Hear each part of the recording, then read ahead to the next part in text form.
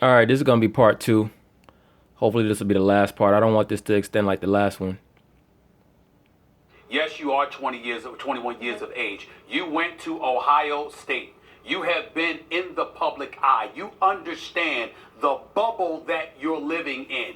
By you choosing to still conduct yourself in public the way that you did, it gives off the impression that either you don't care or you think you can get away with anything. Or maybe that he just was at a drunken parade with drunken chicks, and that was par for the course, right? It wasn't the wisest thing that the man did, but you know what? It's not like he was kidnapping abroad. Like, come on.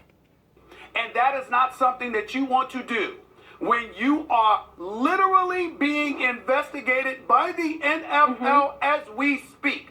I am not casting aspersions on the character of Ezekiel Elliott. Actually, yes, you are. That's what you've been doing from the start. You called the man an idiot, a flaming idiot, as a matter of fact. You are casting aspersions. As if I know him as a person. I don't know him from a can of paint. Never even met him.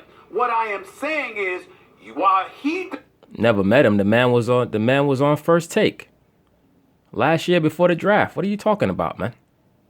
He may not deserve to be judged in totality. His actions can be judged because of the bubble you're already in and how stupid you are to continue to do or to do what you did, knowing that there's still an investigation. We are weeks removed from you complaining publicly to the media that the investigation on a part of the NFL for assault needs to come to an end, proclaiming your innocence, swearing up and down that you would never do such a thing. And then in public, at a parade, in front of whole Lord knows who else, you're going to pull a woman's shirt down to expose her cleavage. You are a new fool. You are a new fool. One thing, Max, part of that is he's clearly under the influence. So you're...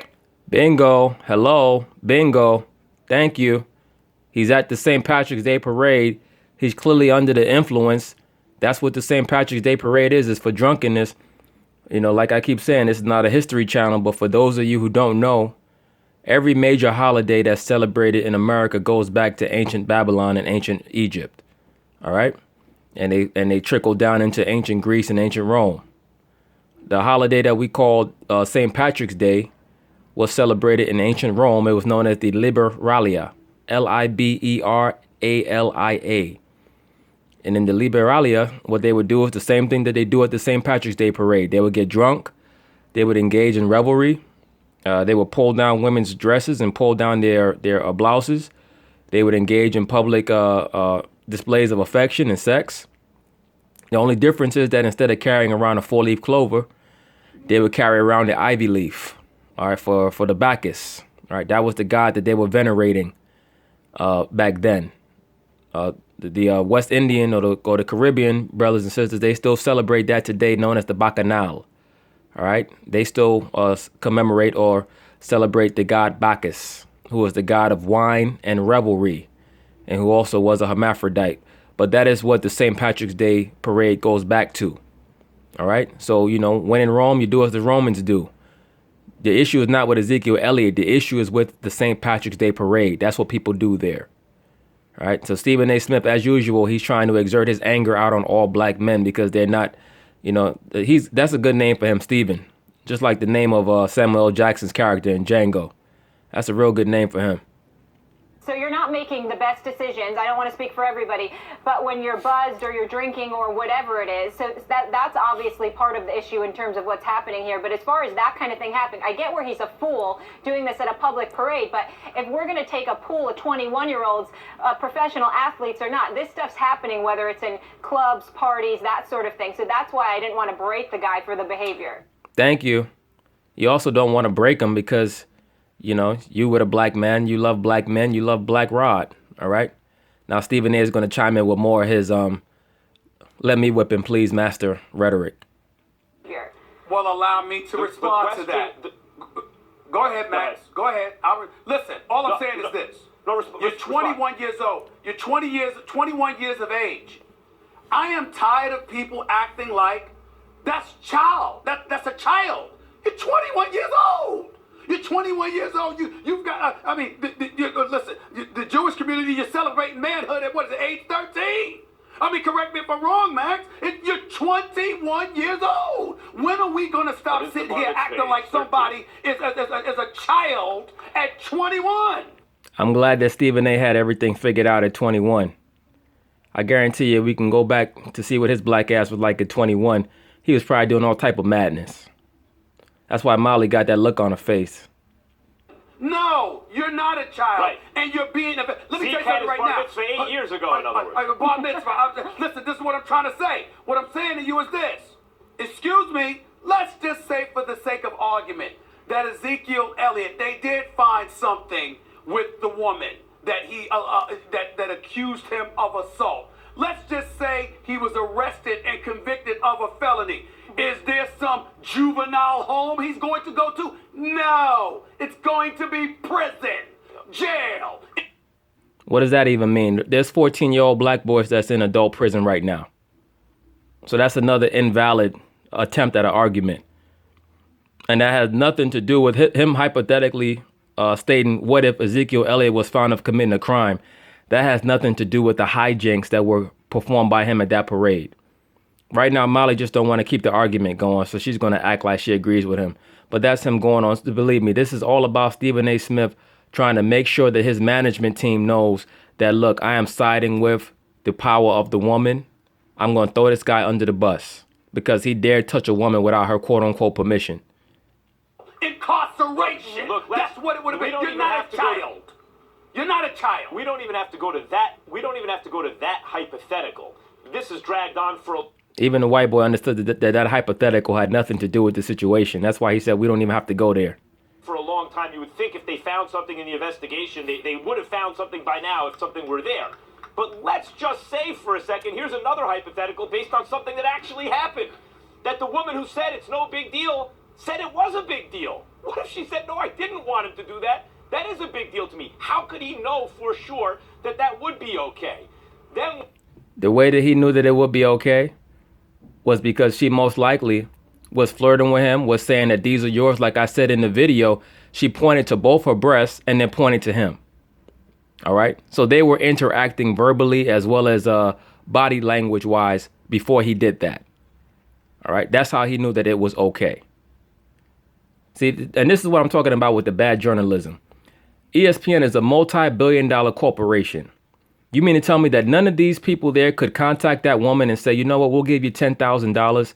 Come on our show, we'll interview you and find out what actually happened. Instead, they make a 20-minute segment based purely on hypothesis and call that journalism. And what are we talking? And then wonder why everybody's a reporter. Talking about right now. Wait, excuse me, hold on, Max. One thing with that. And again, this is from a distance, and I could be totally incorrect. He might not have even been drinking. But from what I saw from that video from a distance, it looked like they had some relationship. Hello. She's making these two clowns look like idiots. That's why I said when these men go on super simp mode, they think that they're doing something for the woman's favor, but they're really only looking like jackasses. All right? They might have met that day. I don't know, but they look pretty comfortable with each other. Okay. That's fine. You could have... Look at Stephen A's face. He's trying to think of something smart to say, but he's only going to make an ass of himself, I'm sure. Have a relationship with someone, and still they might not want you to do that publicly.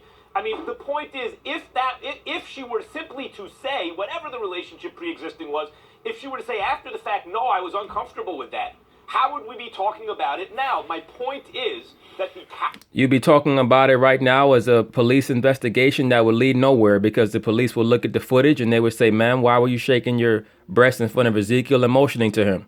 What was being said between you two? And then that would be one of 1,000 cases of female accusations that go by the wayside. All right. And you guys would be able to come on and hypothesize about nothing as usual. Cowboys have an urgent situation on their hands with Ezekiel Elliott. It's not a 5-alarm blaze right now, but you don't want it to be there. Likely it's not a 5-alarm blaze, provided the investigation doesn't reveal things, and that sort of thing. The point is that last week we discussed them, and my basic disposition was, no, not yet. I wouldn't say that, and I've changed my mind based on this. Whether or not you think it's death by 1,000 paper cuts, The Cowboys have an urgent situation on their hands, and they need to get this under control. Well, like I said, my closing comment on this subject is very, very simple. You're under investigation still. And you've put yourself in this situation, literally in the midst of another investigation. Hold on. I mean, think about that. Hold on 1 second, because I got to go back to something that Max just said. So Max, when we spoke about the domestic violence allegations he's had with his ex-girlfriend and the assault allegations that the NFL's still investigating, I think previously you had thought that, that there wasn't much merit to that and that they were kind of dragging it on a little bit of a witch hunt. But now that you saw him in a separate incident, now that you saw him with a girl and like exposing her breast, now you're starting to feel that maybe there was more to the sexual assault? No. I want to just be clear. What I'm saying is, what I'm saying is that Stephen A has made the point very clearly. Yeah, you don't have to speak because the left-wing liberal or left-wing black capitalist, money-hungry, silly Negro, he's already made the point for you. So you don't really have to expound on it. This is going on with him publicly, and he is a public figure working for a public organization. And not only was there that... Yeah, he's working for an organization, the same public organization whose owner was found in a hotel room with 5 hoes. Jerry Jones don't give a damn. But there were other, not really controversies, but situations where his judgment might be questioned, and we've talked about it in this segment. Then why would he do something like this? At the very least, it shows extremely poor judgment. And I offer as evidence, had the woman simply reacted differently after the fact. No, I wasn't crazy about that even. Or no, I really didn't like that, or I was very embarrassed. Now what would we be saying about Ezekiel Elliott? And this is just the latest. These are the fear-mongering tactics that they try to promote to get men to be scared of what women are going to say. He is showing extremely poor judgment for a public figure, and we all, maybe Stephen A. less than you and I, Molly, sympathize with the idea that 21-year-olds have poor judgment compared to more mature adults, and it is his fortune and misfortune that he is a famous 21-year-old, but that is in fact the case. Extremely well said. Stephen A., I want to come back to you and spin this forward. If you're the NFL, should there be a punishment? How should they be reacting? Like I said, I'll repeat myself again. I think there should be a punishment. The crime is stupidity. If nothing else, you're that stupid. You're that insane. Dude, if that was a crime, then you'd be doing life in prison right now. Punishment for stupidity. Well, I think to me, a stiff fine in this particular instance. I don't think it warrants necessarily a suspension per se, because if you go as far as a suspension, it gives indication that you're also punishing him for the allegations levied against him when there's no proof, no evidence whatsoever that he's guilty of what he has been accused of. So you don't want to sit up there and punish him just because of an accusation, because then you turn around and somebody makes an accusation against a player and they're subject to punishment on the part of the commissioner of the National Football League, and he's already got players riled up because of how he exercises his power to begin with. So you don't want to go that far. But in terms of this conduct detrimental to the league, you have this man on video conducting himself in a relatively inappropriate fashion. Well, then they should ban Gronkowski for life. I do think that warrants a stiff fine, the kind of fine where he will definitely feel it in his wallet. I wonder, why hasn't this guy ever called for Gronkowski to be suspended like that or be fined like that for the stuff that he does?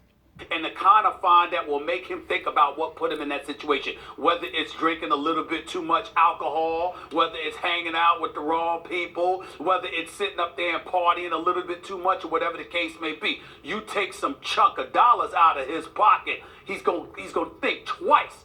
That's right. You tell Master how to handle that rebellious nigga, right? Especially when he's out there cavorting with them good white women like that.